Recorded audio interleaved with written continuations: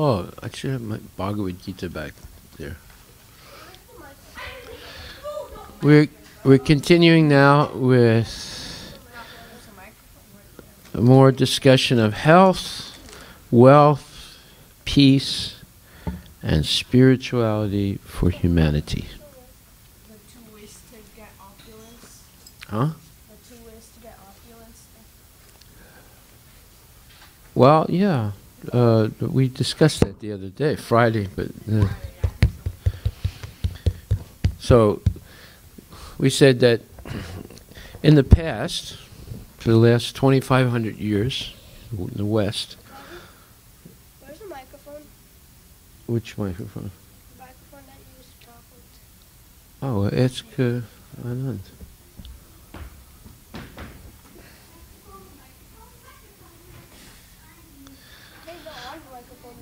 Wait a minute. Let him check to see if the battery works. Your battery works, but not the microphone. Yeah. Okay, battery works. So for the last 2,500 years in the West, philosophers have tried to conceptualize through their writing what is a perfect society. Starting with Plato, he wrote a book called The Republic, in which he explained an ideal society.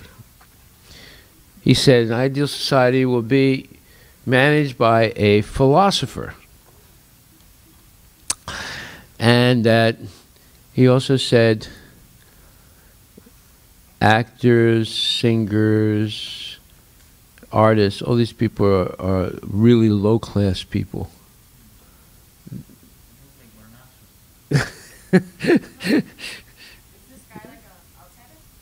Plato? Yeah. Plato is one of the most famous philosophers in the history of the world, in the West, in the history of the West. Some of his philosophy is like What? accurate, right? Yeah, so some of the things he said was accurate, and that, but when he actually tried to do it in reality, the king, I think it was the king of Corsica or one of those islands off of Italy, he chose a small place with a small population to see if it would work. He had to kill the king, who turned out to be a total rascal, and he stopped the experiment. He was really frustrated. The whole thing failed because Plato and his guru was Socrates. Both of them were brilliant people. They were brilliant philosophers and thinkers, but they had borrowed everything from India and they didn't get it exactly right.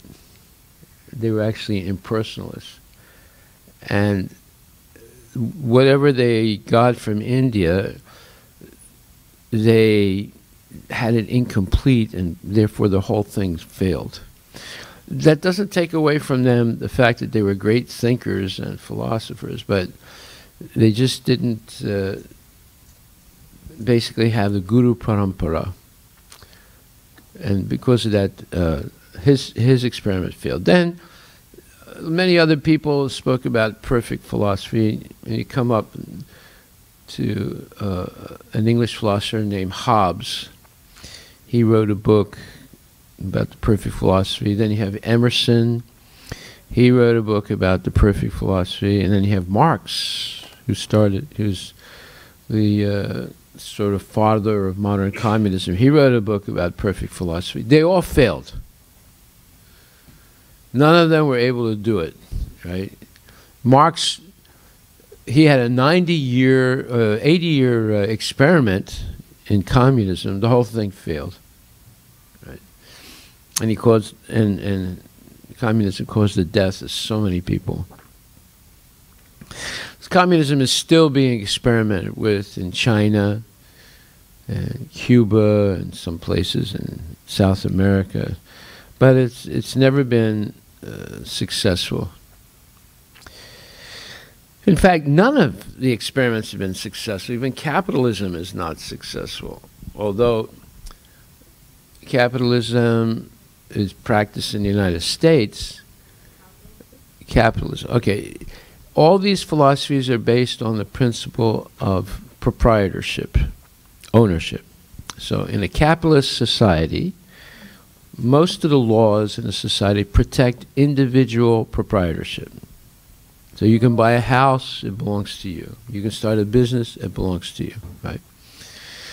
And then in communism, the principle of proprietorship is everything belongs to the people in general. No one is a proprietor, right? And that doesn't work. Then socialism is everything belongs to the state. That doesn't work very well either. It works a little bit, but not very well. You have socialism in like Sweden and Norway and places like that, and Europe, like France, yeah. Well, in pure socialism, the house doesn't belong to you. It belongs to the state. And they give you whatever house they want to give you. Now, they try and make it equal for everyone, but it's never really equal. And but in socialism, like you get free education, you get free medical, you get free this, you get free that. But on the other hand, you're limited, right? And then you have monarchism, which is a monarchy. That means you have the king. So all the proprietorship is in the hands of the king and his family and nobles, the people that have family lineation or family connection to the king. Well, that didn't work either because kings became corrupted in modern times. Although that system is highly recommended in the Vedic culture, but the kings have to be saints, saintly. And then you have anarchism. Anarchism is everything doesn't belong to anyone. Not the community, not the king, not the state, not the individual. It's just anarchy. That doesn't work either. So you see, and then you have the hybrids. Hybrids are, let's say, 50% communism, 50% capitalism, which is what China is doing now. They mixed it, right? And then the United States also doesn't have pure capitalism. It has like 20%, 25% socialism, and 80% capitalism. Yes. Can you tell us again what's like socialism, capitalism, and all this? Capitalism, see, it's all based on the principle of proprietorship, ownership. So capitalism protects individual ownership. Most of the laws are about individual ownership. So you can't own something? No, in capitalism you can own things. You can own businesses, you can own property, you can own, you can own intellectual property, all these things. So we're in capitalism? This is a capitalistic system, mostly. It's mixed with a little bit of socialism, where socialism is the state owns things. Right. But in pure socialism, the state owns everything. You don't get to own anything. But they give you things. They'll give you housing, they'll give you education, they'll give you medical. Yeah, but you're limited. Yes, Agastya. Let's see. Hare Krishna. What happens if you Hare Krishna. buy something from India and then come back to a socialist place? Is it work? No, wait a minute. Yeah, I mean, in all these systems, you have a little bit of money. You always have some money, but it's limited. Whereas capitalism, it's unlimited. You can have as much money as you want, as you're able to earn according to your karma. So,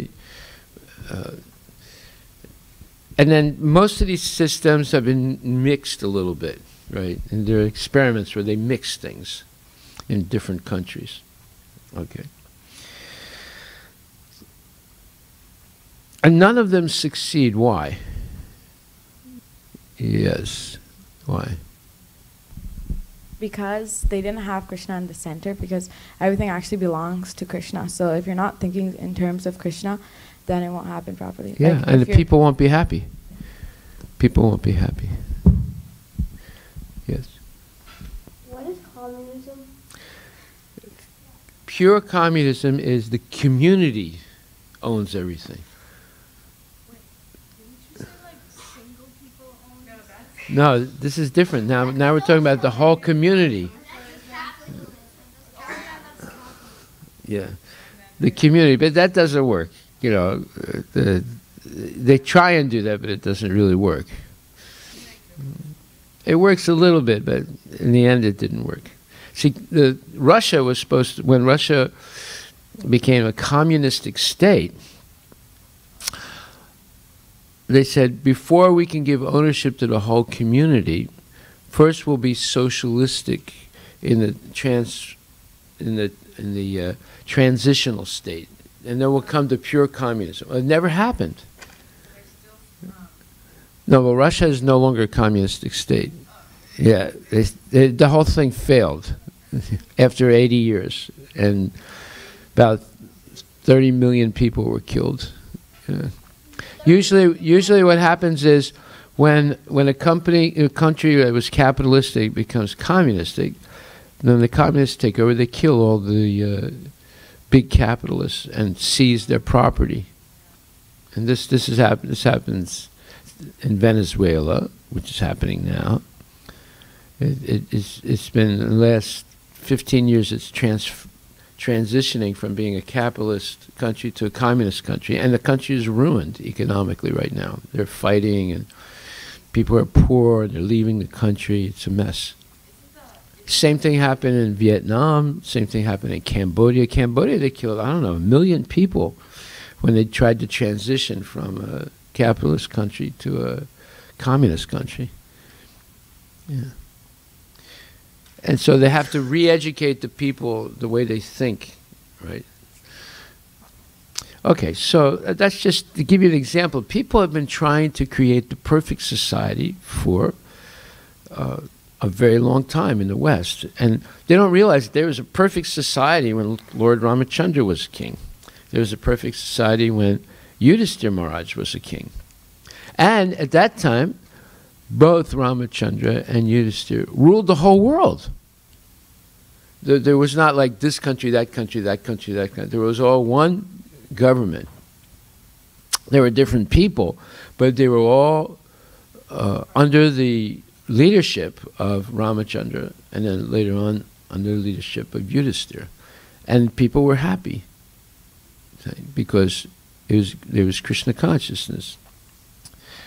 Okay, so when we started talking about perfect society, we have two examples. One is Ramachandra, and the other is Yudhishthira. There's also Prithu Maharaj.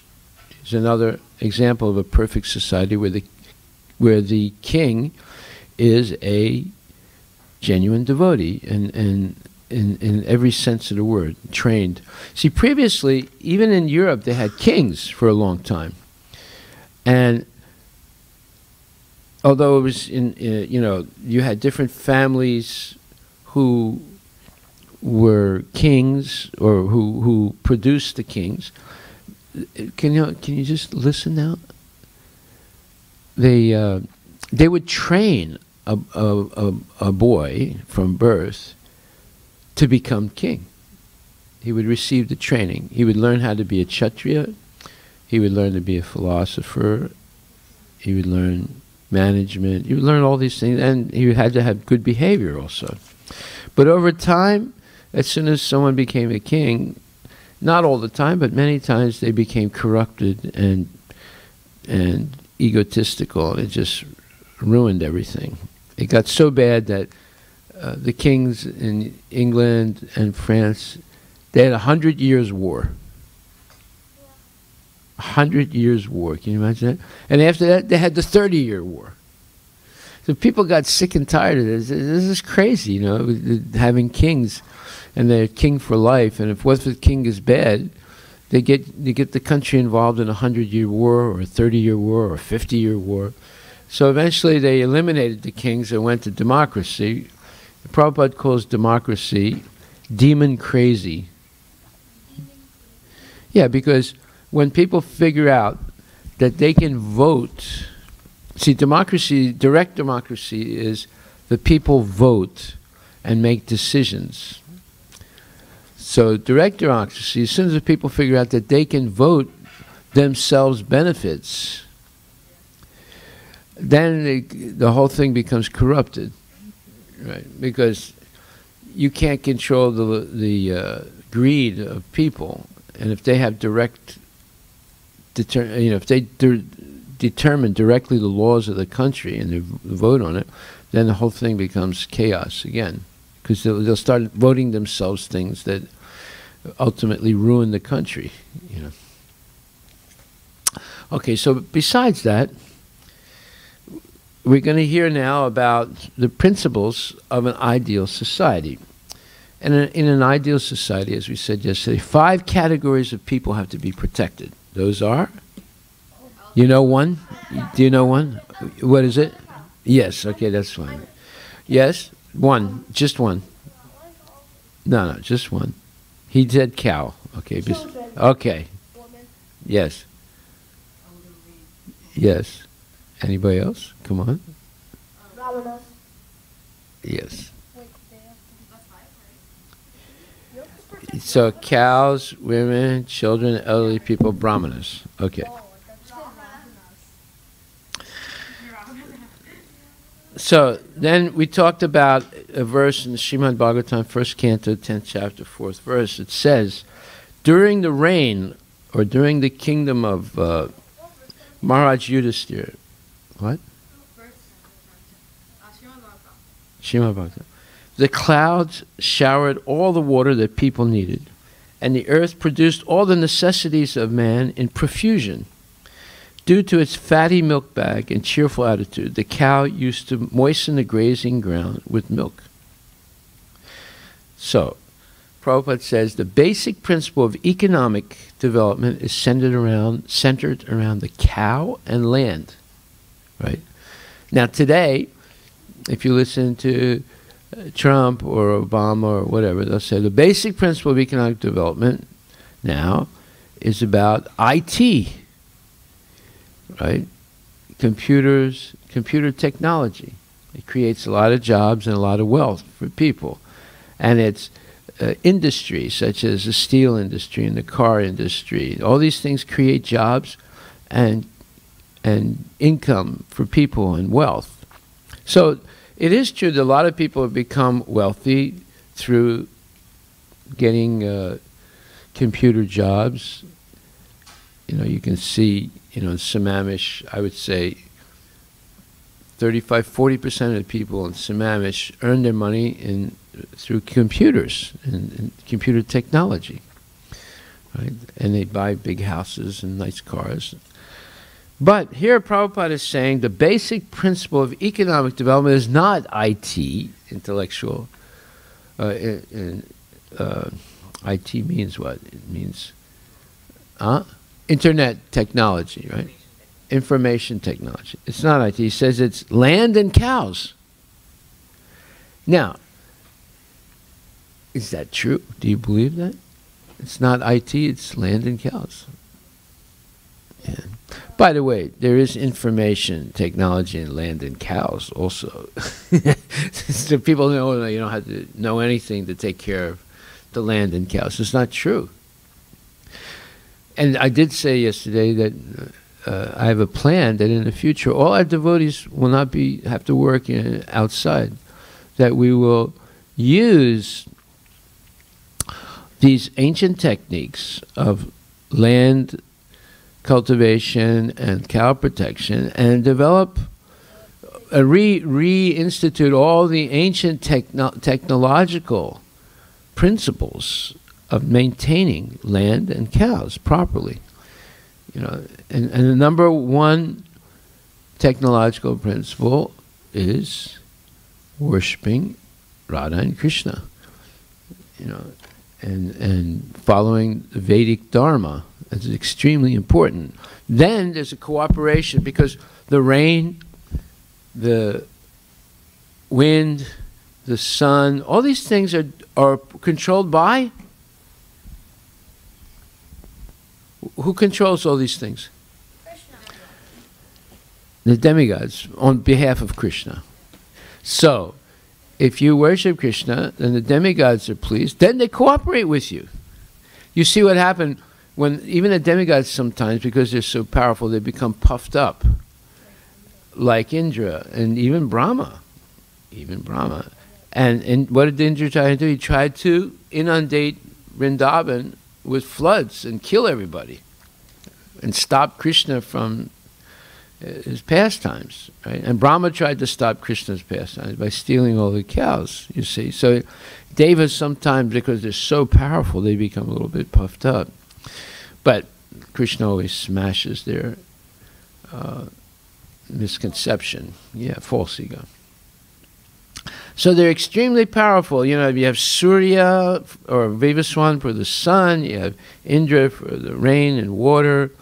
You have Varuna for the oceans and rivers. You have Durga Mata, who controls the material creation, and she's in charge of giving people material wealth. You have Lord Shiva, who's in charge of the mode of ignorance. They're extremely, extremely powerful. But if they become pleased, then they provide all these things. You hardly have to do anything. Yeah, I mean, you have to work a little bit, but it's very everything becomes easy, because they're providing regular rain. They're providing the seeds. They're providing the sun. So when things begin to grow, when you have proper weather conditions where the sun shines more, and you have, like, the earth becomes warmed up to 55 degrees. Then when you plant the seed and there's rain and the sun, everything grows easily, you see. So when people will cooperate, when they worship Krishna properly, then the devas are satisfied. Then the devas provide everything. Yes. This is a science, by the way. This is real science. Go ahead. So after, Hare Krishna. So Lord Chandra, he is Lord Krishna, right? Who? Lord Chandra, the moon god. Chandra. Yeah. He's a demigod. Is he a demigod, or he's Lord Okay, Krishna? sometimes when there's not a qualified person, Krishna will assume the position of a demigod. But it's not all the time. Sometimes when there's not a qualified, you have to have a qualified person to become a demigod, right? So he can take the position of any of the demigods when there's not a qualified person. Okay. So when in astrology, when they say, like, the moon is on your side at this phase and, like, in these amount of 3 years, then what do they mean? Do they mean, like, Lord Krishna it's related is to your karma. To your karma, right? So everybody has a mixed bag of karma. What does that mean, a mixed bag? That you did good things in the past and you did some bad things in the past, right? So it's a mixed bag. So according to that, there are different positions of the constellations, so the stars. Stars, obviously the devas live on the stars. And sometimes you have sometimes, and not only devas live on the stars. The stars are planets. They're not like suns, like the modern astronomers say. Well, there are demons that live on stars also, not just devas, right? So according to your karma, these stars will, form these constellations, these positions, right? And sometimes they're very negative, right? And if your karma, you have a mixed bag of karma. So everything is arranged by Krishna so intelligently. You know, if you're talking about technology, intellectual, you know, what was it? You know, IT is intellectual. Yeah, if you're talking about information technology, then look at the constellation. Look at the movement of the planets and the stars. They're moving in very precise ways, and it influences you, right? And it's related to your karma. Now, how do they know what your karma is? So then they arrange the stars in certain ways during your life that you know what's going to happen. If you have an experienced astrologer, he knows what's going to happen to you based on your previous karma and the arrangement of the stars. See? So that's information technology. There's more information technology there than anything that's ever been achieved by modern tech people. They say, okay, can you listen now? Sit over here. Just sit over here and stop fidgeting like a like a monkey. Yeah. Stop doing that. You see what I mean? This is real technology. When we're talking about Vedic culture, it's based on real technology, not the junk technology where they're trying to imitate all these things in a very incomplete and mediocre way. You know. Okay, so the necessities of human society are food, grains, fruits, milk, minerals, clothing, wood, etc. Would you agree with that? Food, grains. Every day you eat. Okay, Surya, stop that. Stop it. Just stop it. What was the question?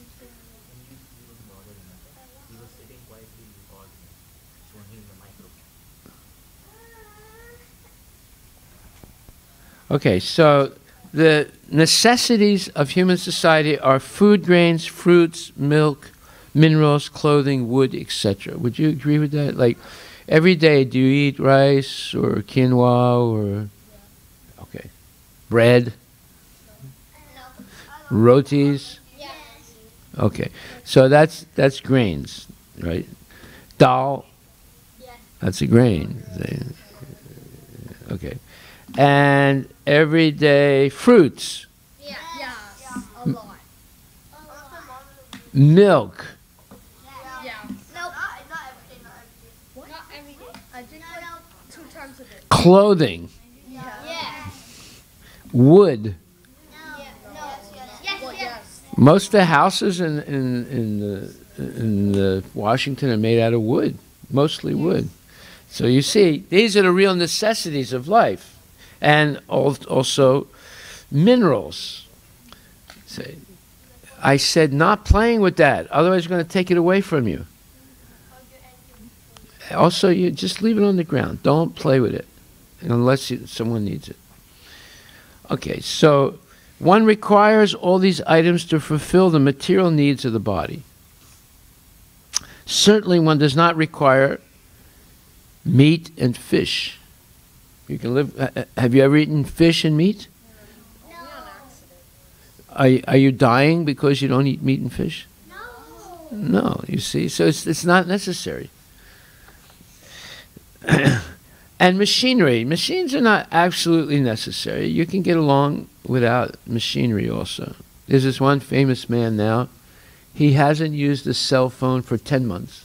He made a vow, I'm not going to use a cell phone anymore. And he hasn't used a cell phone for 10 months. Wow, okay. Well, this man, he's a famous actor.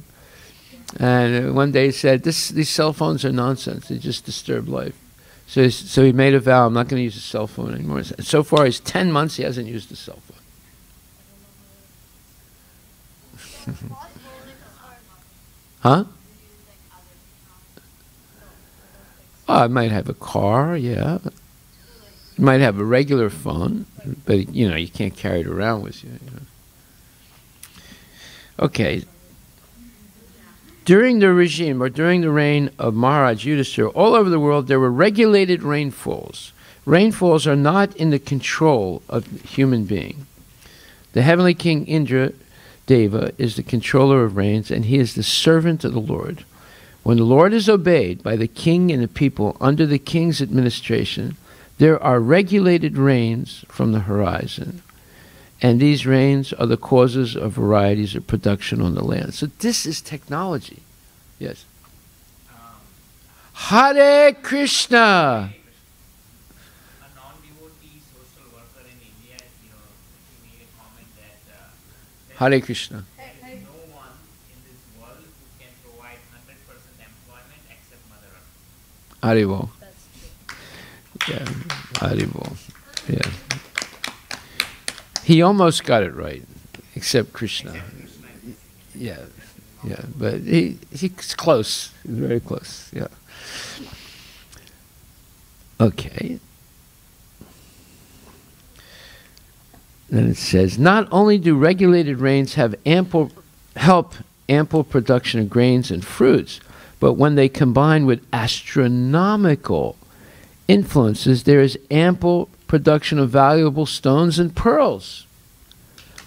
Okay, valuable stones like gold, silver, what? Copper, yes. And yeah. No, before the earth would unfurl the gold and the pearls and all these things. You see?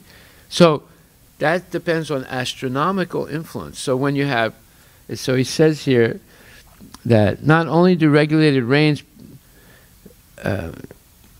not only do regulated rains have ample production of grains and fruits, but when they combine with astronomical influences, there's ample production of valuable stones and pearls. This means that when it rains at specific times and the raindrops touch certain things, they turn into valuable minerals and gold and pearls.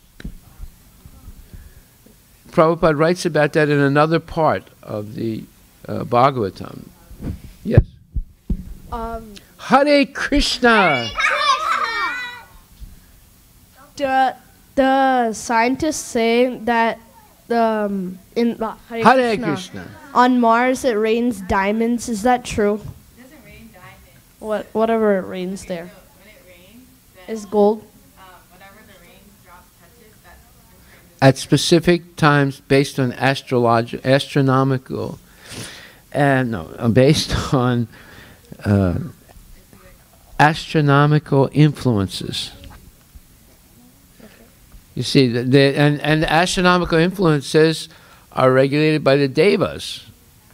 That means the movement of the planets. There's certain times when the rain touches something, it can turn into gold, or it can turn into pearl, it can turn into whatever. Yes? Hare Krishna! So, you said the moon was a heavenly planet, like Prabhupada. Yes. So, does it mean like Jupiter and all these other planets that are like heavenly planets? Or? Well, no, there's some that are heavenly planets, there's some that are demoniac planets. And some that are mixed. Jupiter's a demoniac planet? I don't know. The We can planets? find out. Are the planets like... Huh? Okay. Okay, so next, let's listen carefully. If there is enough milk, enough grains, enough fruit for Krishna too, enough cotton, enough silk, and enough jewels, then why do the people need cinemas and slaughterhouses, etc.? See, why do they need cinemas and slaughterhouses? They're not thinking. Hare Krishna. Hare Krishna. They're not thinking. Hare Krishna. They're not thinking that. Okay, they're not thinking that. Hare Krishna. They don't know that there's Krishna around, so they're just thinking about themselves. And then at the end, if you're just thinking about yourselves, then you have nothing to do. So then you try making up other things to do because you. No, they're not happy. Yeah, they're not. They're not happy. So they're they begin to seek happiness in very gross ways. Yeah. Yes, Krishna too, who needs fruits. Wait, I eat like. Hare Krishna. You eat a lot of fruits, yes. Okay, Hare Krishna.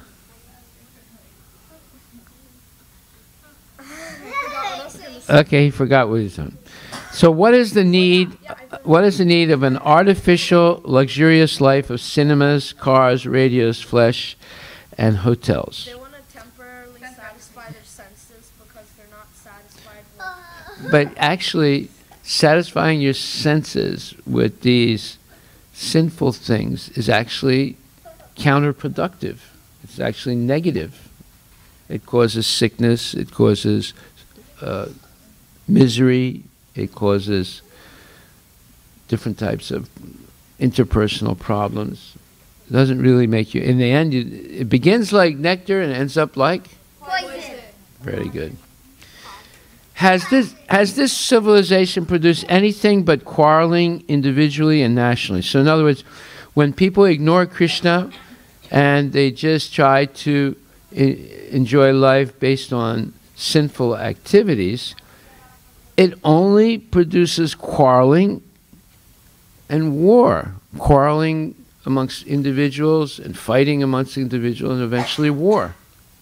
It doesn't produce anything good. You see what Prabhupada is saying? Has this civilization, meaning this demoniac civilization, enhanced the cause of equality and fraternity? That means everyone has an equal chance to be Krishna conscious. And fraternity means that we all live like brothers and members of the same family. It hasn't. It's just separated people more. They haven't become happier. The cause of equality and fraternity by sending thousands of men into a hellish factory and the war fields at the whims of a particular man. So politicians, they declare war and they build big demoniac factories. You have to spend the whole day. Just like yesterday, I went into the Safeway and I asked if I could use the bathroom. So this one girl that was working there said, "Sure, yeah, but I have to take you there." So I said, "Okay." So she takes me downstairs to this like dungeon. It was like Downstairs, and you had to go to this place, and so it's dirty down there. very dirty and dark and everything. And then you go in the bathroom. The bathroom's dirty also, and she has to wait. She has to wait because they have all their products down there. And so when I came out, I said, "Sorry, I took so long." I said there was another person using the bathroom. I said, "Oh, that's all right. That's actually good because I get break time every time I bring someone down here." So. Oh my God. Break time in the dungeon, right? No, that's not break time. Break time means she can take a break from working.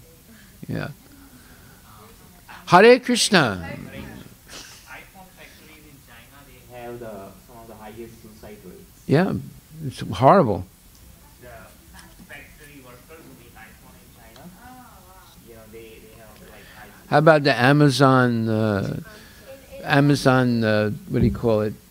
The Amazon employees, they have a high. Yeah, Amazon procurement Procurement centers. logistics centers. That's where they make all the orders that they have to go out, like 20. 1 hour delivery after you get the order, after you may put your order in. It drives people crazy. Amazon Prime. It drives people crazy. Even the corporate job drives people crazy. Of course. Yeah, you have deadlines and But like the service on Amazon is really different. If you want a customer service, there's like always someone on. Yeah, there's like so many people.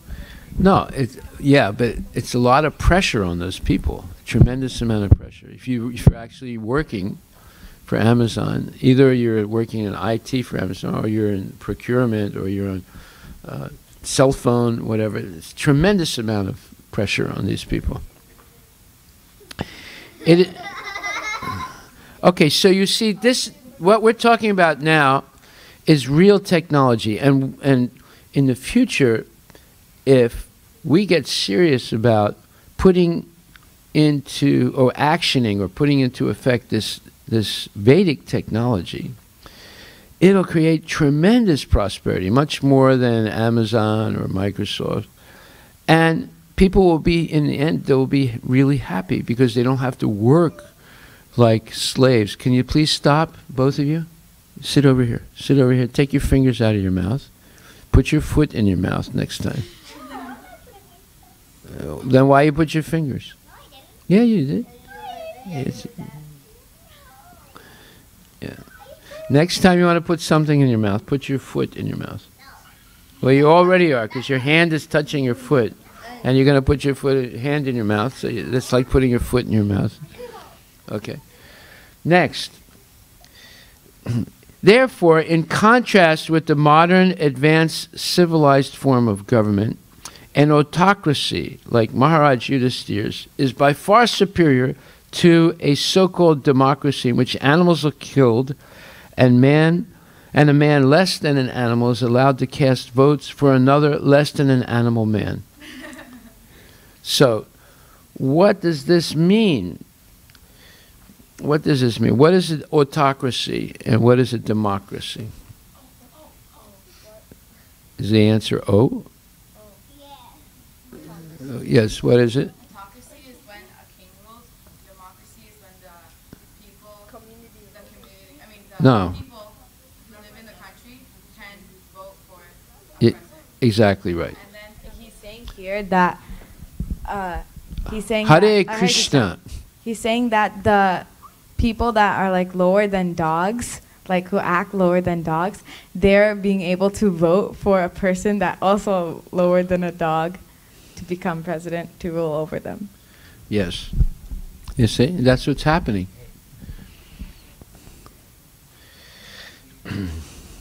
So then Prabhupada says, we are all creatures of material nature.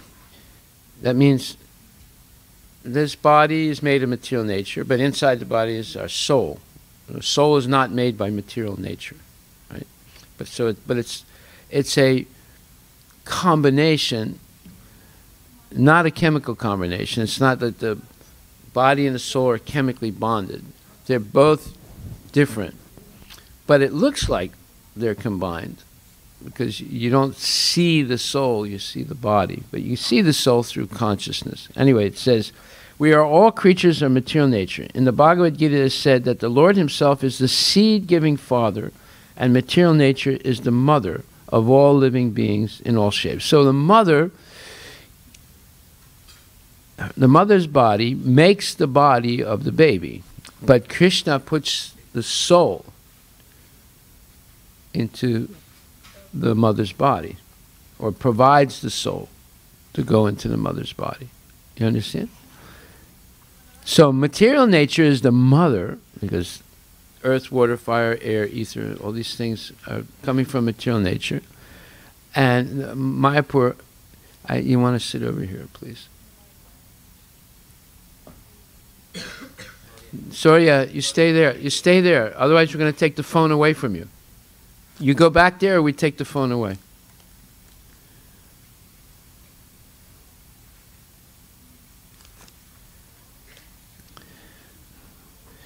Thus, Mother Material Nature has enough foodstuff for both animals and for men, by the grace of Father Almighty Sri Krishna. So Krishna has given Mother Nature, or Durga Mata, the power to produce everything necessary to feed all the animals and insects and birds and all the people. She has that power. But when people, actually Mother Nature is Bhumi Devi, I'm sorry. She's, actually, does it refer to Bhumi Devi or does it refer to Durga? I guess it refers to Bhumi Devi. So Bhumi Devi has the power to provide everyone with everything they need. But when people don't act piously, they do nonsense, then Bhumi Devi becomes discouraged and holds it back. So one time there was not enough natural production to feed everyone.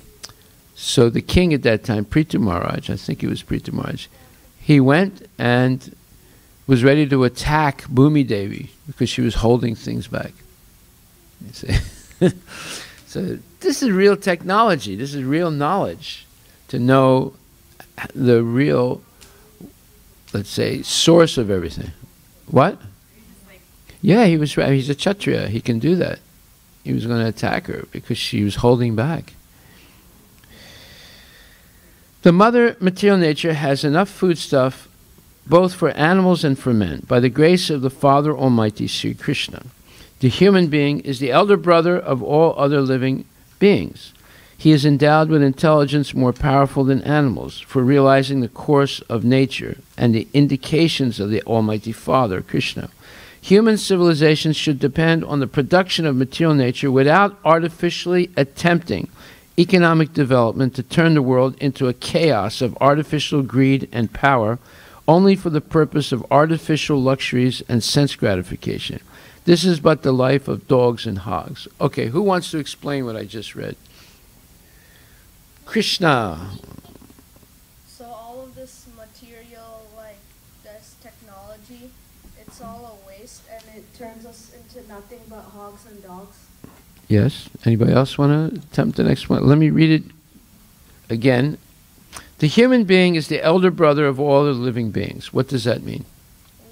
Yes. Advait. Advait. Microphone.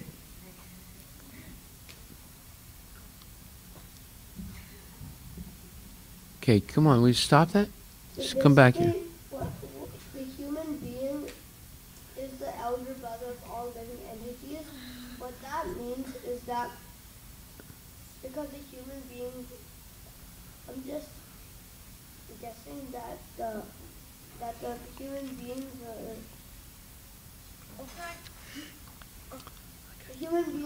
more intelligent. Yes, yes, exactly. And they have the ability to be more powerful, right? But they're more intelligent. The human being is endowed with intelligence more powerful than animals for realizing the course of nature and the indications of the Almighty Father. What does that mean, that they can realize the course of nature? This is an important concept. Okay, any of the girls have any ideas besides Yamuna? You have any ideas? Are you listening? Okay, what does it mean that the human being is endowed with intelligence more powerful than animals for realizing the course of nature and the indications of the Almighty Father, Krishna? What do you think that means? Realize the course of nature and the indications of the Almighty Father, Krishna. Tanvi.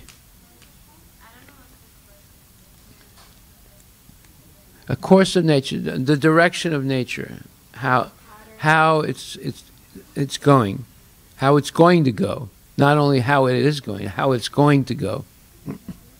Okay, Yamuna, can you turn around? So it says that humans can understand the course of nature, says that when some humans are how it's acting, how it's going to act. like some like people, they can read like astrologers, they can read the signs of the stars, and they can like they know it's like someone's karma just by looking at the stars. That's one part of the answer, yes. But there's a bigger part of the answer. What's the bigger part? Okay, Agastya. What did you say? Hare Krishna. Human beings can practice Krishna consciousness, but animals can't. Yes, yes. But when you practice Krishna consciousness and you try and please Krishna, how does that influence the course of nature? What? What? What did you say? Give him the microphone. You'll get good karma. Yes, it's true, but you have to be more specific. Okay, Yamuna, go ahead. So, like you were saying before, if you please Krishna, then the demigods are pleased. If the demigods are pleased, then they provide rain, and they plant it, and the earth is satisfied, and they give fertile soil so that you can Like, so if you just please Krishna, then everyone's pleased. So that gives like the bigger picture. Yes, that's exactly right. So this is explained in the 3rd chapter of Bhagavad Gita, 10th verse. Krishna says, in the beginning of creation, listen, Advait. I'll ask you a question, and you'll say, I didn't hear it. Okay. In the beginning of creation, the Lord of all creatures sent forth generations of men and demigods, along with sacrifices for Vishnu, and blessed them by saying, be thou happy by this yajna, or sacrifice, because its performance will bestow upon you everything desirable for living happily and achieving liberation. So the question is, does this answer the question? Does this answer the question of the living entities? The human beings are endowed with intelligence more powerful than animals for realizing the course of nature and the indications of the Almighty Father. Okay. Okay. So this is science. Krishna is the ultimate controller. Bhoktaram yagitapasam sarvaloka maheshwaram suhridam sarvabhutanam gyatva mam santim richati. So he is Bhoktaram, the ultimate beneficiary of all yajnas and sacrifices. And he is Maheshwaram, the supreme controller and owner, the proprietor of everything, including our bodies, our senses, everything. And he is the best friend. If you know this, you will attain peace. So, if we work to please Krishna, then all the demigods will be pleased, because their demigods are working under Krishna.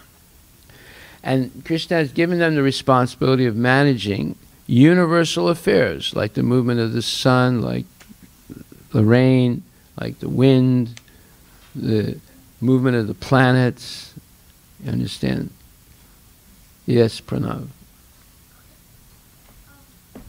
Hare Krishna. It's about the question when you said that Hare Krishna. Lord Krishna gave Hare Krishna. power to create natural distribution. Hare Krishna. So, what about the California gold rush?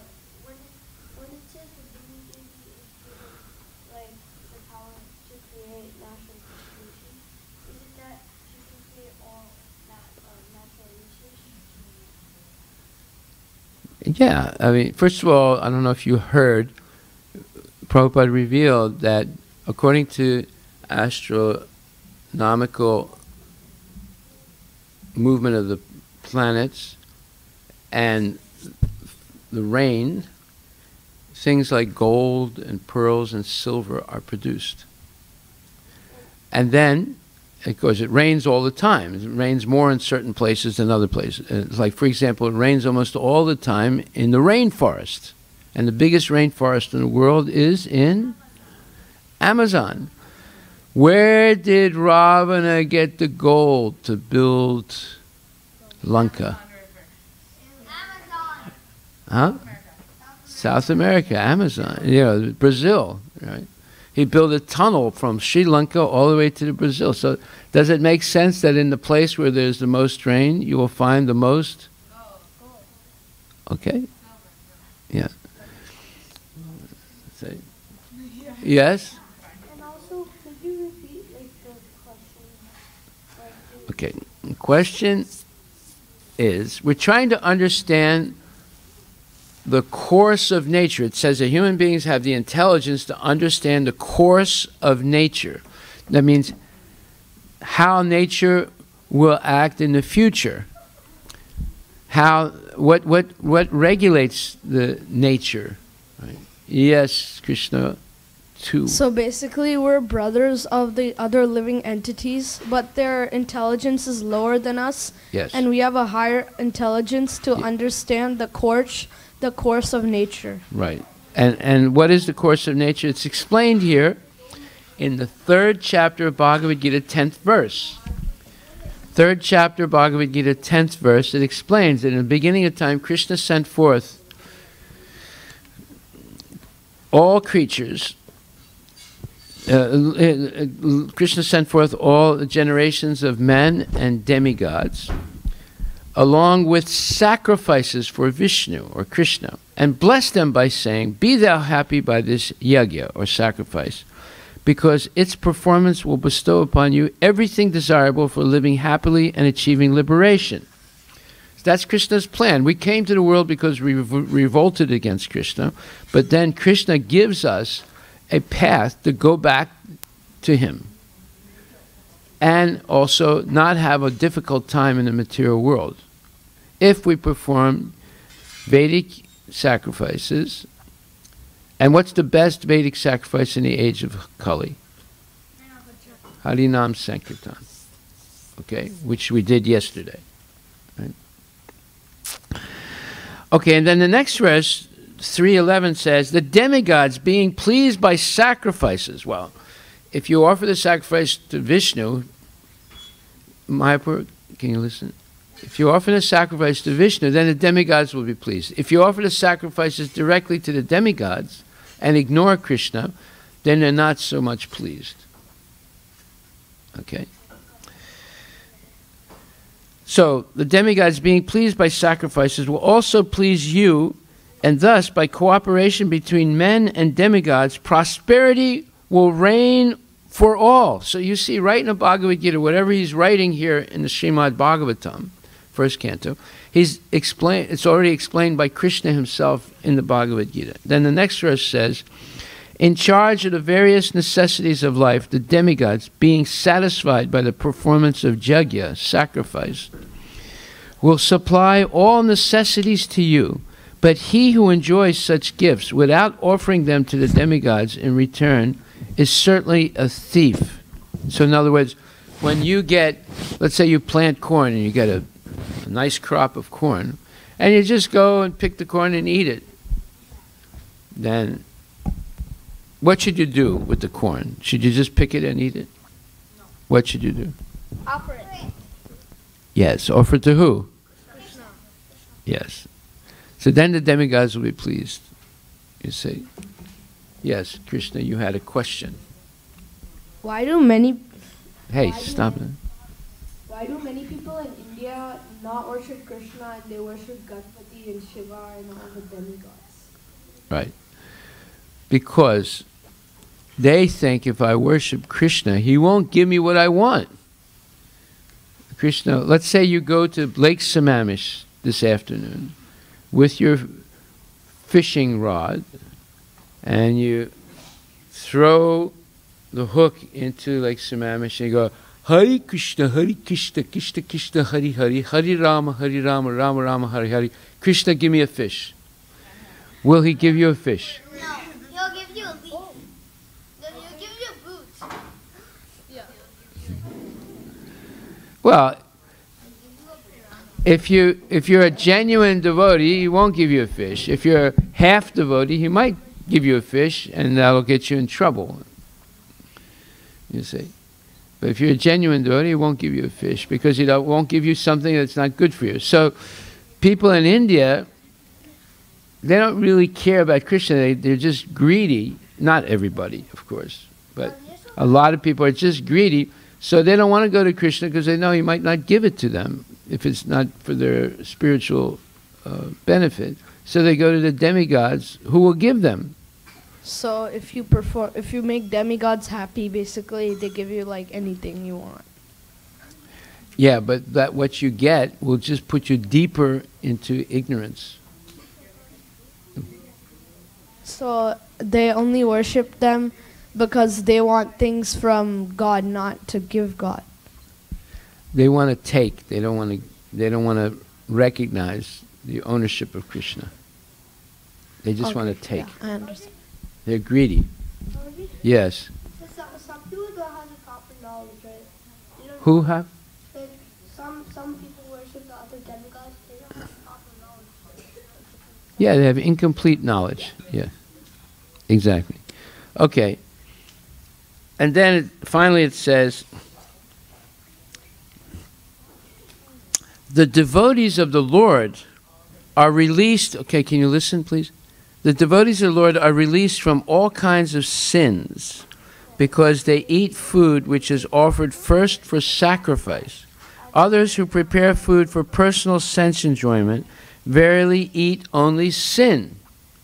So if you pick a corn, you offer it first to Krishna, and then Krishna offers it back as prasadam, and you're relieved of sin. If you just eat it, you're eating sin. Okay? All right, so this is real technology. This is real knowledge. And if you follow this, then life becomes very easy for you. Very easy. You don't have to work in factories. You don't have to work in corporate culture. You live in Krishna culture.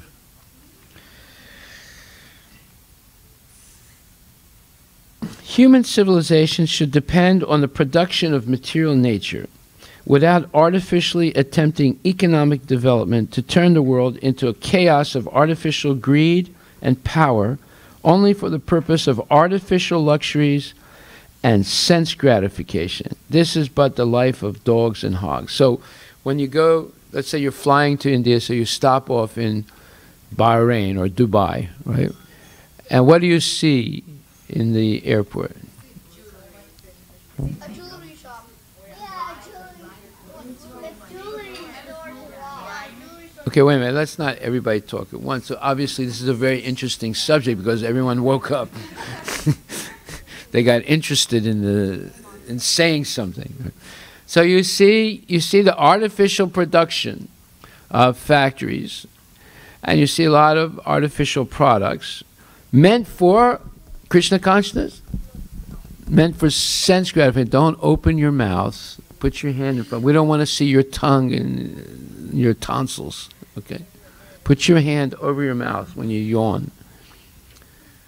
Yeah.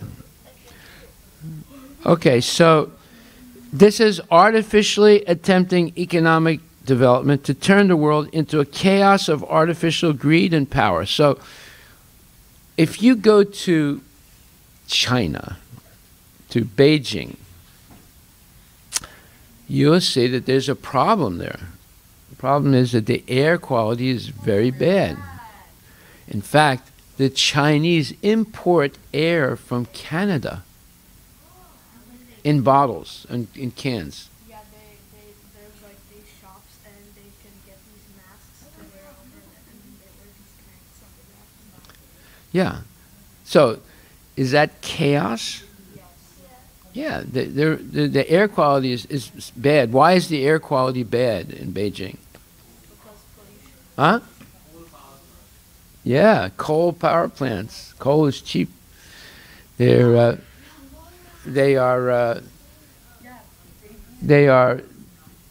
have a very high carbon imprint, which means they're pouring tons and tons of carbon into the atmosphere, causing global warming. Actually, it doesn't really do that, but it's causing pollution. You breathe those particles because it's going up into the air and then it comes back down again. And you're breathing those particles, it can ruin your lungs. Even Delhi, people have a lot of respiratory problems in Delhi because the air is so polluted.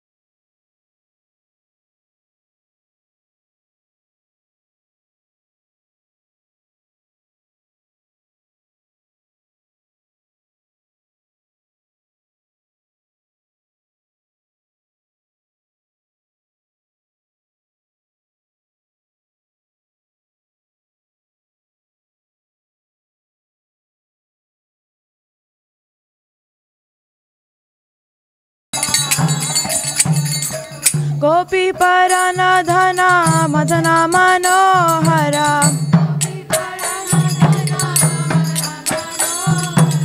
Gopi paranadhana madana manohara.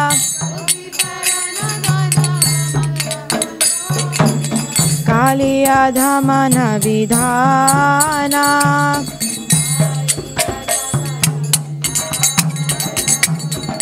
Kaliya dhamana vidhana.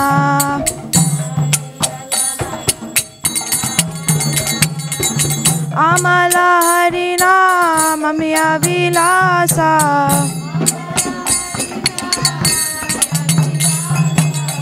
Amala harina mamya vilasa.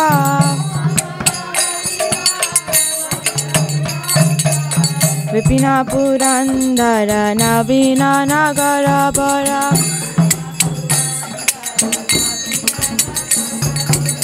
Vamsi badhana suasa.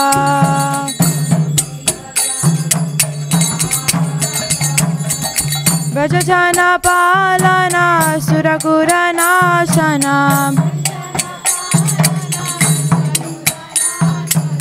Vrajajana palana surakura nashana.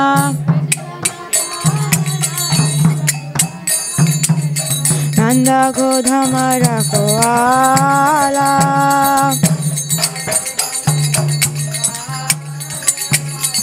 Nanda Godhamara Koala.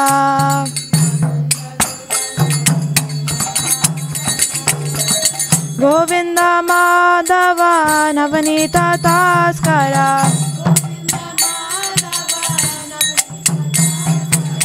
Govinda Madhava Navanita Taskara.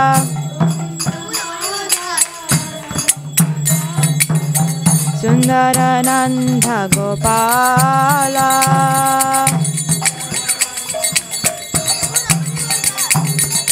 Sundarananda Gopala.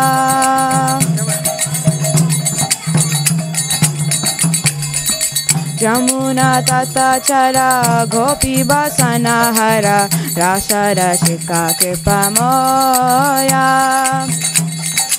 Tata chara gopi basana hara.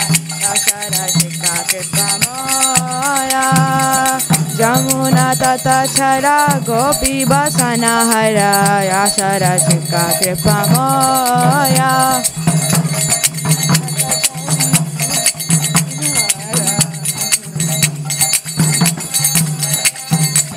Shri Radha Vallabha Vrindavana Nata Bala. Shri Radha Vallabha Vrindavana Nata Bala. Bhakti Vinodashaya.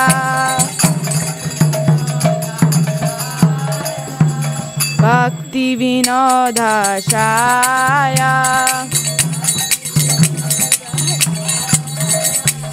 Yashomati Nandana Brajavara Nagara Gokula Ranjana Kana.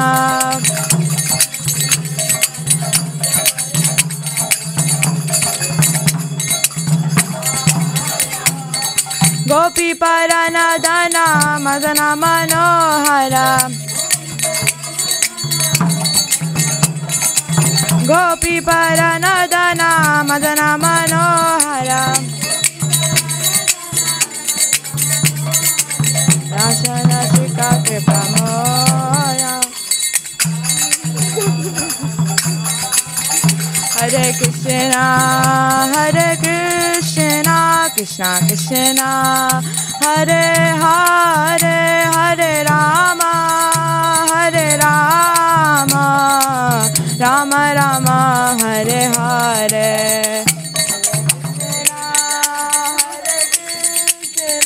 Krishna Krishna, Hare Hare, Hare Rama, Hare Rama, Rama Rama, Hare Krishna, Hare Krishna, Krishna Krishna, Hare Hare.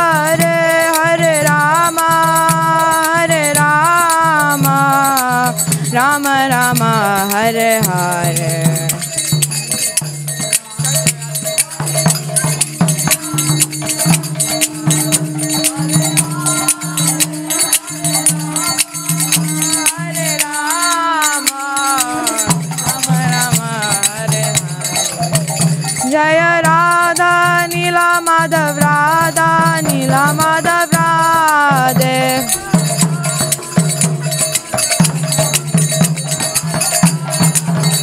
Jaya Radha Nila Madhav Radha Nila Madhav Radhe.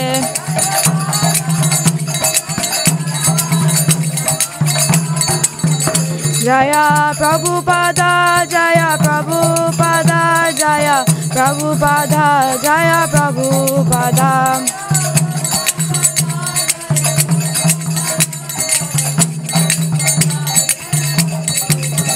Jaya Guru Deva, Jaya Guru Deva, Jaya Guru Deva, Jaya Guru Deva.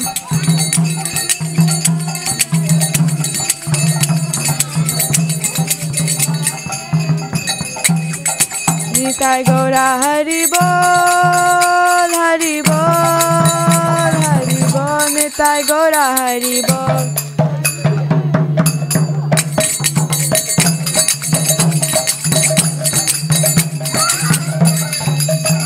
Gaur Pramanande.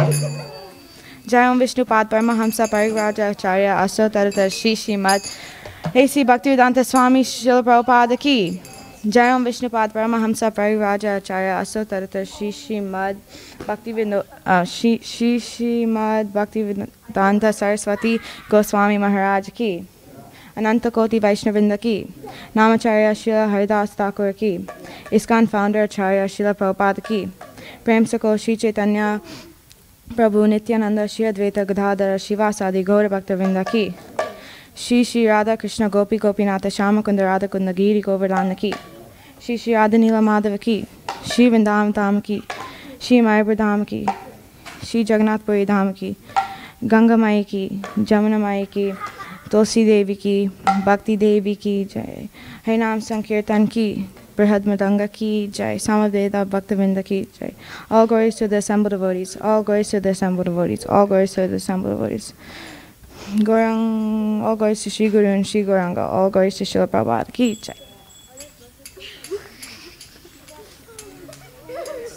He's so good. Every single day is now you know.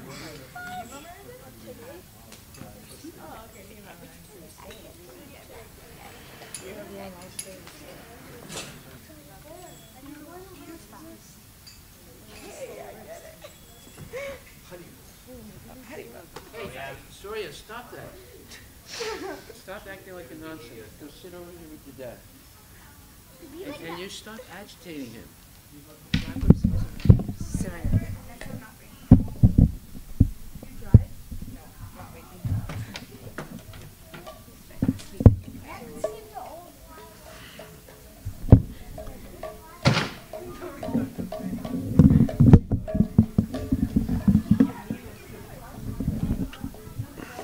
Can you stop, Mayapur?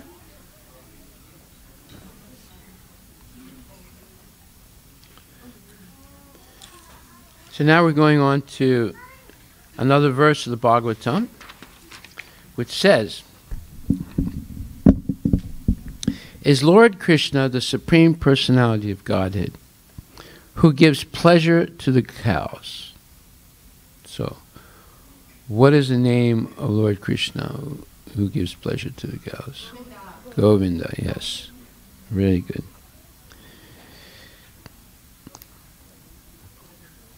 Is Lord Krishna the Supreme Personality of Godhead who gives pleasure to the cows, the senses, and the brahmanas, who is very affectionate toward his devotees, enjoying the pious assembly at Dwarka Puri, surrounded by friends.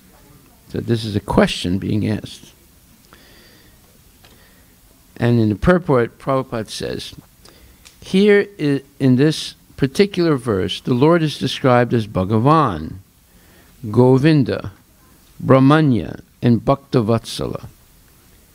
He is Bhagavan Swayam, or the original Supreme Personality of Godhead, full with all opulences, all power, all knowledge, all beauty, all fame, and all renunciation.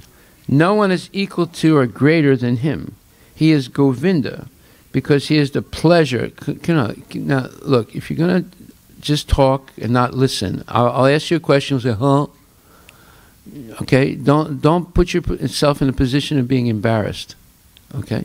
Just listen carefully. The class is going to be over in a few minutes. Then you can talk and giggle all you want. Okay? No one is equal to or greater than him. He is Govinda because he is the pleasure of the cows and the senses.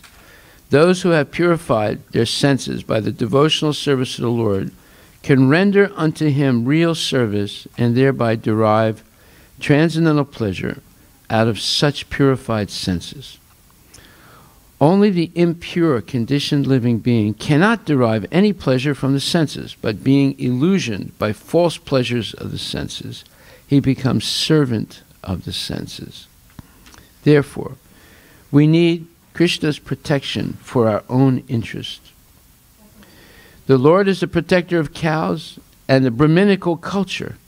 A society devoid of cow protection and Brahminical culture is not under the direct protection of the Lord, just as the prisoners in the jails are not under the protection of the king, but under the protection of a severe agent of the king. So when we misbehave, ultimately we'll come under the control of Yamaraj. He'll put us in the jail of Narak.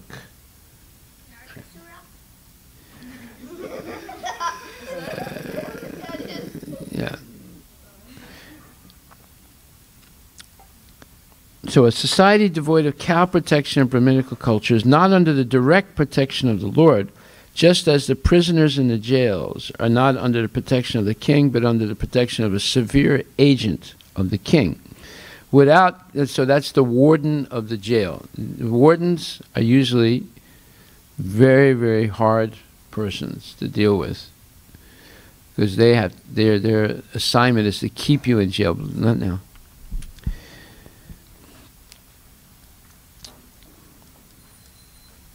Without cow protection and cultivation of Brahminical qualities in human society, at least for a section of the members of society, no human civilization can prosper at any length. So, we have a society today in America where the cows are not protected and Brahminical culture is not protected. So you have homelessness. You have approximately, on the West Coast, you have approximately 150,000 people that are homeless on the West Coast of the United States. At least 150,000 people that are homeless.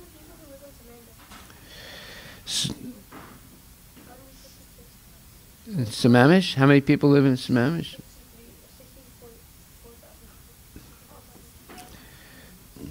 By Brahminical culture, the development of the dormant qualities of goodness, namely truthfulness, equanimity, self-control, forbearance, simplicity, general knowledge, transcendental knowledge, and firm faith in Vedic wisdom, one can become a Brahmana and thus see the Lord as he is. And after surpassing the Brahminical perfection, one has to become a devotee of the Lord, so that his loving affection in the form of proprietor, master, friend, son, and lover can be transcendentally achieved. The stage of a devotee, which attracts the transcendental affection of the Lord, does not develop unless one has developed the qualities. Okay, can you stop? What? Okay, sit over here. Just sit over here. Sit over here. See, by doing that, you prolong the class.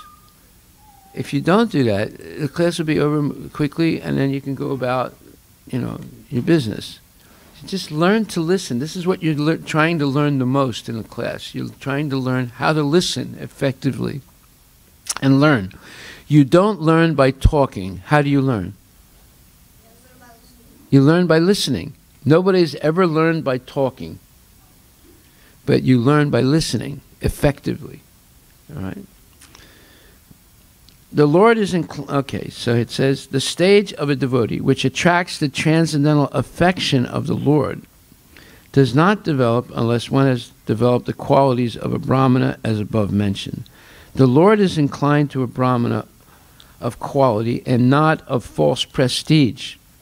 those who are less than a Brahmana by qualification cannot establish any relation with the Lord, just as fire cannot be kindled from the raw earth unless there is wood. Although there is a relation between wood and the earth, since the Lord is all perfect in himself, there could not be any question of his welfare, and Maharaj Yudhisthira refrained from asking this question. He simply inquired about his residential place, Dwarkapuri, where pious men assemble. The Lord says only, where pious men assemble and take pleasure in their glorifying the supreme truth.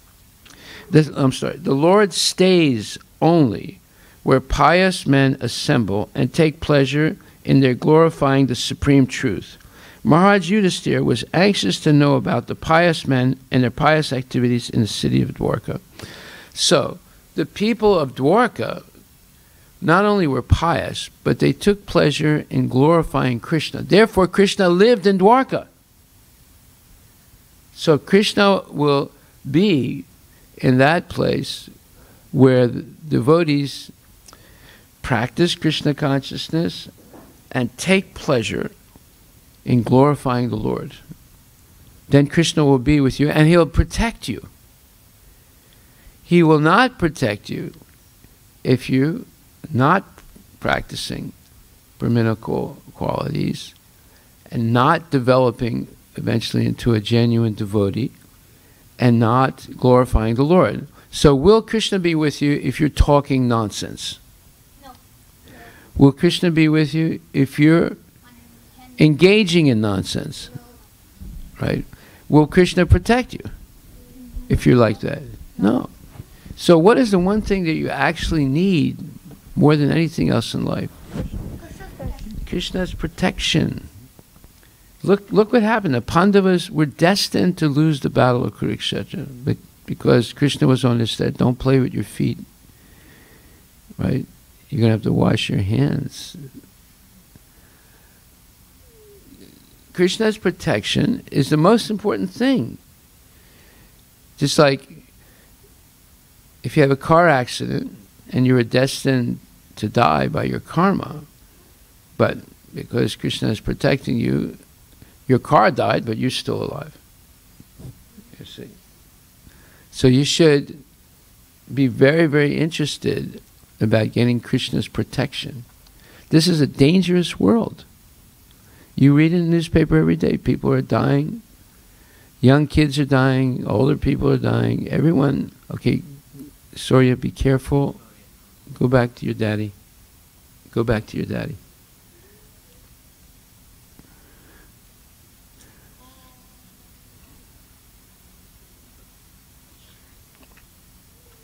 Okay, so therefore, Maharaj Yudhisthira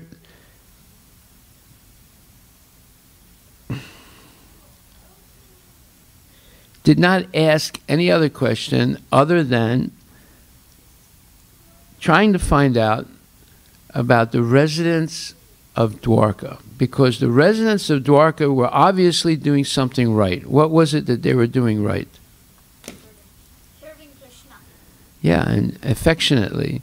And therefore, Krishna was living there. He wasn't living... Stop playing with that. Put it down. He wasn't living in Delhi or Hastinapur. He was living in Dwarka. He had come to Hastinapur to help the Pandavas, but his dwelling place was Dwarka. And Maharaj Yudhisthira is a very smart person. He wanted to know what the residents of Dwarka were doing so that Krishna would live with them all the time. You see? So there's three elements or three principles. One was they were practicing Brahminical principles of life. More than that, they were devotees, affectionately serving Krishna. And number three, most important, they were always glorifying Krishna. Now, is it, I mean, if you take some guy who's eating a hamburger and you ask him to glorify Krishna, can he do it? No. No. He has no idea. He has no idea. If you ask him to glorify the baseball team, what's the name of the baseball team? The Mets, right? Mariners. Could he glorify the Mariners? Yes. Yes. He could talk maybe an hour or so about the Mariners. Maybe the rest of his life he could talk about the Mariners. But he wouldn't be able to glorify Krishna, right? So you have three elements, and then by practicing these three elements, not only Krishna becomes your intimate friend, but he always lives with you, and above all, he'll protect you. So what's better, becoming an expert in the Mariners or becoming an expert in pleasing Krishna? Pleasing Krishna. So what are you going to do, Mayapur? Are you going to try and become someone who pleases Krishna, or are you going to please yourself by doing nonsense? Please Krishna. That's the right answer, but are you going to do that? Maybe half on half. Ah, see. So then Krishna will only half protect you. So one of these days you'll be riding your bicycle and you get run over by a car. Does that sound... They'll be alive. No, you won't be alive. You get run over by a car, you're not going to be alive. How could you pump it? So you don't want half and half. That was a very bad answer. That means you're still attached to doing nonsense. You would be much happier by 100% Krishna consciousness. Much happier. Trying to, but I'm still attached to material. You're trying, but you're still attached to material things. So that's why we come. That's why we come to class. That's okay.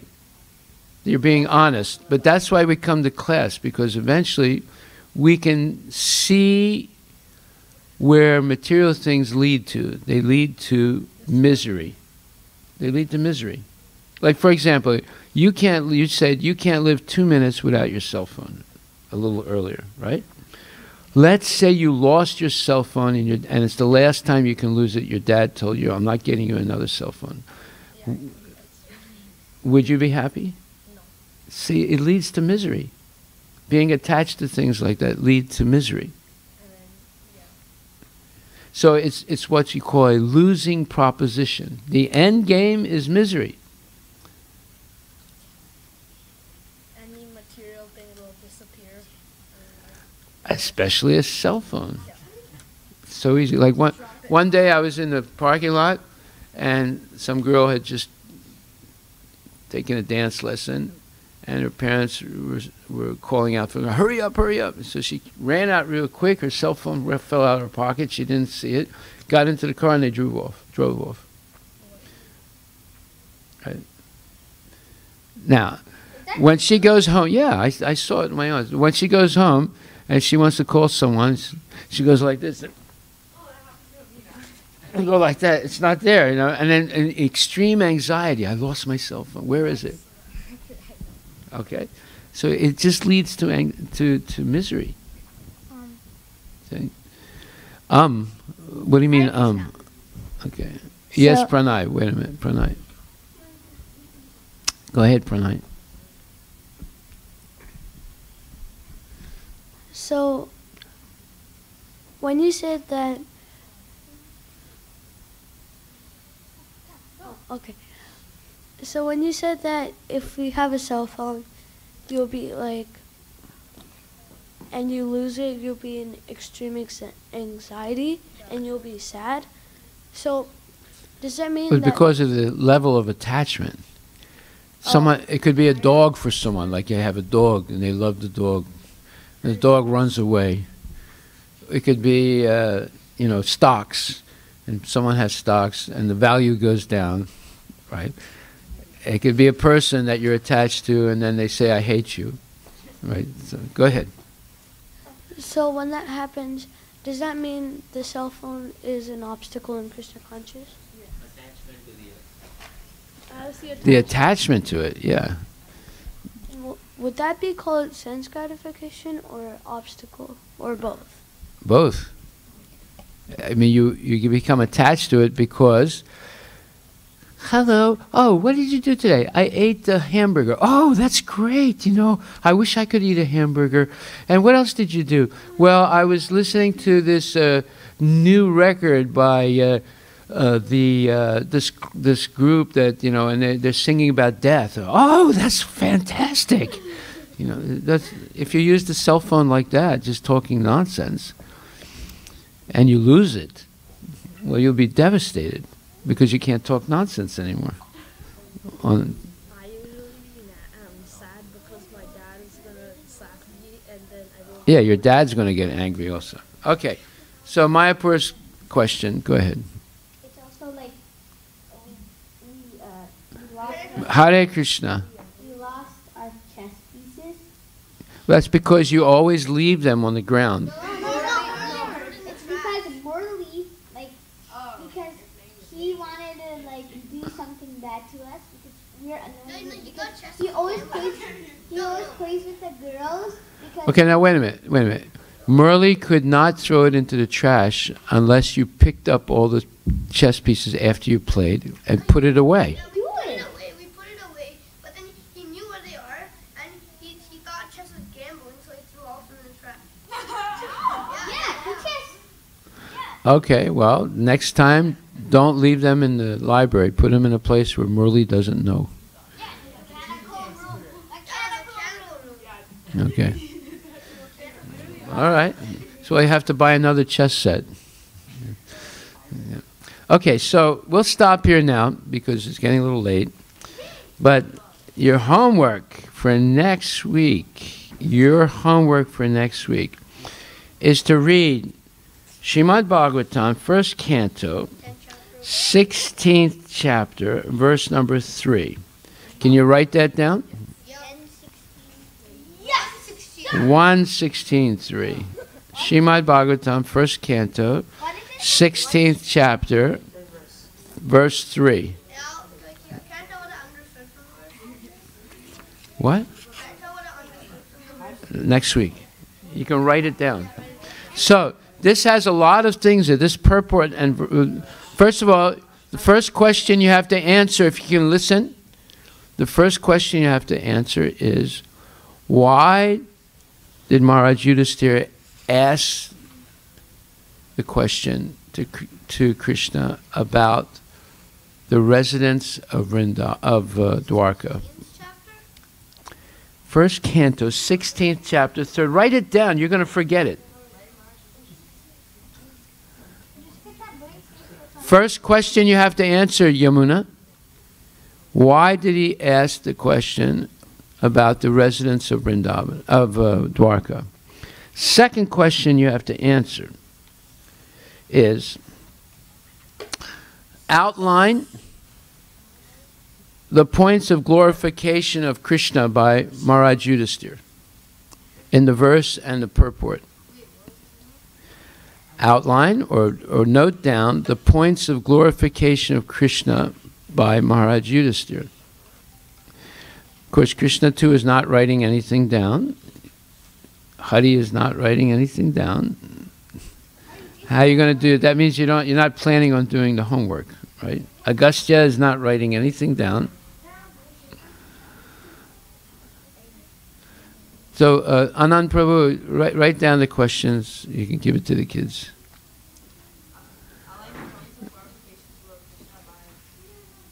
By Yudhisthira. Okay. Third question. Third question is,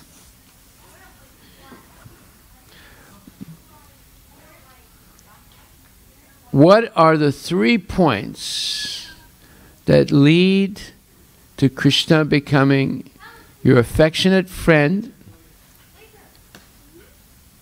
and taking advantage of his protection?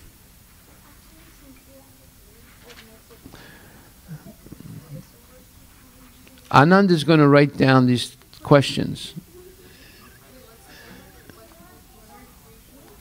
What are the 3 points that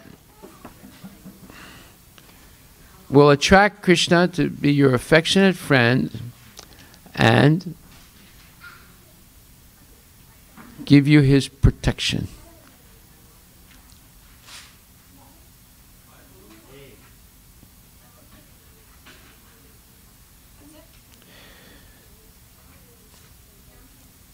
Number 4 question. What is Krishna attracted to in his devotee?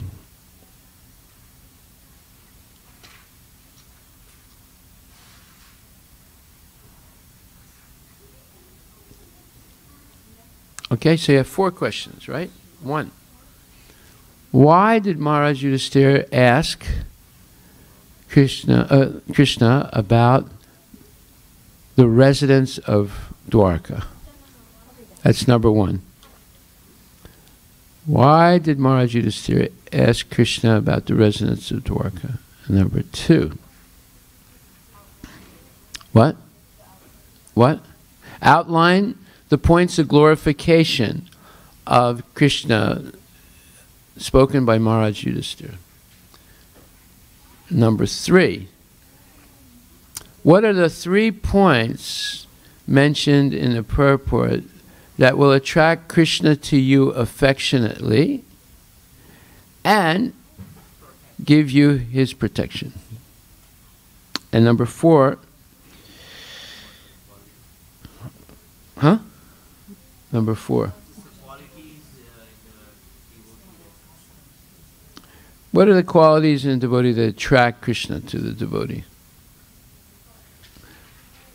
You got those, Anand Prabhu? Or you need anything to be repeated? Okay. So, Agastya, Hari, and Krishna, and Mayapur, you can get this 4 questions to answer from Anand Prabhu. Okay. Hare Krishna. Thank you.